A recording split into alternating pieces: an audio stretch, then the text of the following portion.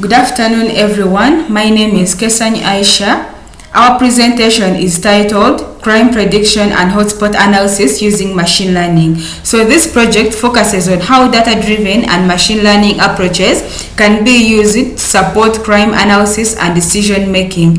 Using historical crime data from Uganda Police Force, we aim to identify crime patterns, predict future trends, and highlight crime hotspots to help improve public safety and resource allocation. So when I take you through the next slide. It is about problem statement. So Uganda Police Force crime data contains important historical patterns, but it also presents major challenges. Like in 2024 alone, over 218,000 crime cases were reported with a crime rate of approximately 476 cases per 100,000 people. Despite this large volume of data, effective analysis remains difficult. So there are several key challenges, and these are we have inconsistent data with missing values and geographical complexities. We have manual and reactive analysis methods which are time consuming and they are slow. We have inability to forecast future crime trends effectively, and we have inefficient resource allocation and delayed responses. So all of these ones are challenges that Uganda Police Force is facing currently. And when I take you through the next slide,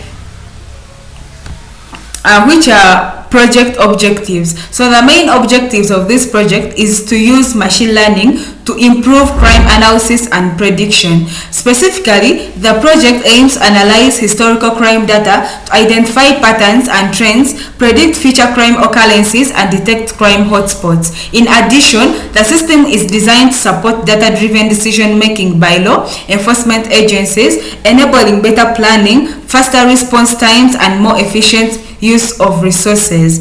And when I take you through the next slide, which is dataset description. Dataset description, the data used in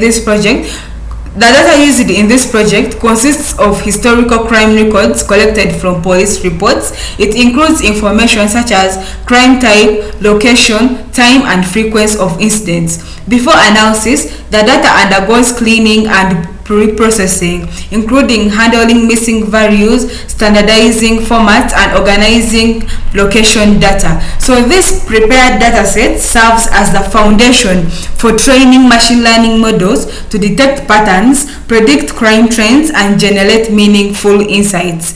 So with these objectives and data in place, the next step is applying machine learning techniques to generate predictions and visual crime hotspots. Thank you so much. Let me invite my colleague to take you through the next slides. Greetings, my name is Sekwinya Isaac, and on behalf of Group 12, I'm going to be taking you through the research methodology or architecture of crime prediction and hotspot analysis system. So we divided it in two different stages, and the first one was data acquisition and pre-processing. So here we collected our data sets from the official Uganda crime statistics or the Uganda police.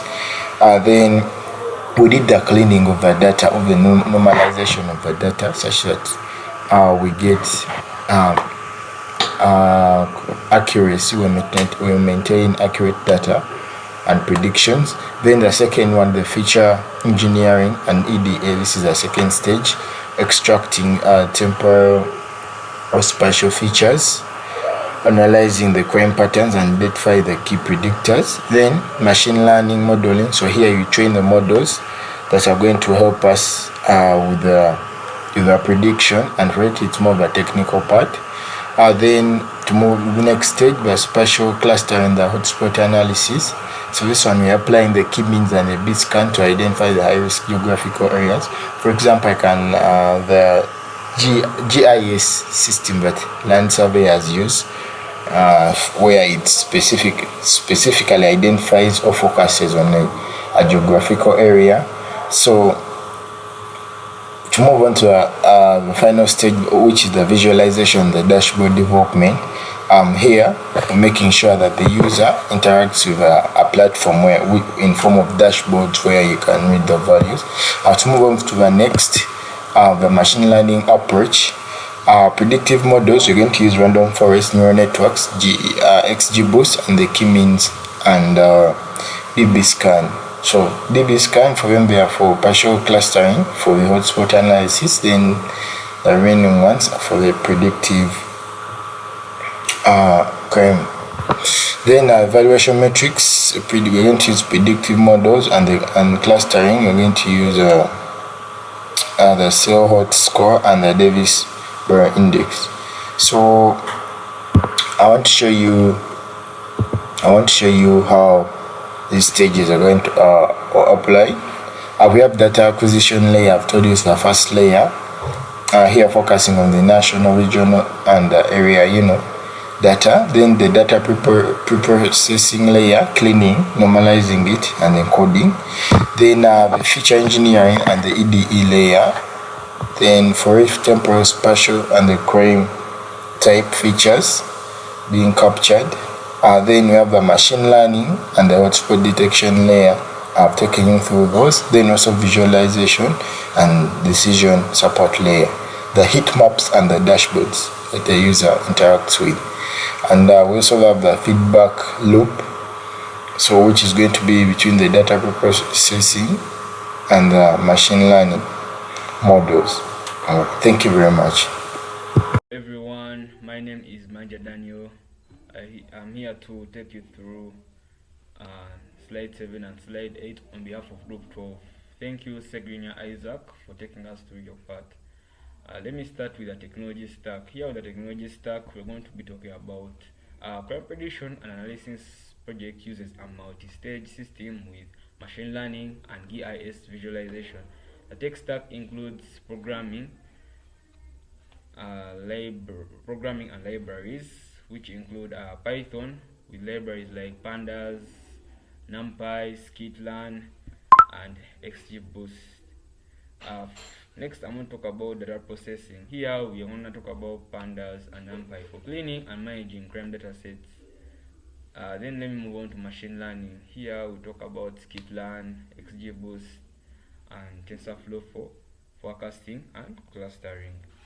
Next, I want to talk about geospatial analysis. Here, we want to see GeoPandas and Folium for mapping and heat map generation. Next, we're going to talk about visualization. Here, we see Plotly, Dash, and Matplotlib for static and interactive reports. And finally, development environment. Here, I want to talk about uh, Jupyter Notebooks and VS Code for collaboration and coding. The stack is cost effective, open source solution tailored for crime data challenges. Next, I'm going to talk about slide 8. For slide 8, we are going to see expected outcomes. The project aims to provide the Uganda Police Force with data-driven tool for evidence-based decision-making. Expected outcomes include system deliverables. Here we're going to see accurate prediction models with 85% accuracy, interactive GIS dashboard, uh, then evidence-based tool for proactive policing, and finally comprehensive documentation and research report. The next thing I want to talk about is impact on stakeholders. Real-time insights for law enforcement, data-driven crime prevention strategies for policymakers, and increased public safety for communities. Thank you everyone for listening to what I was talking about. Let me pass on to my next groupmate to take you through the rest.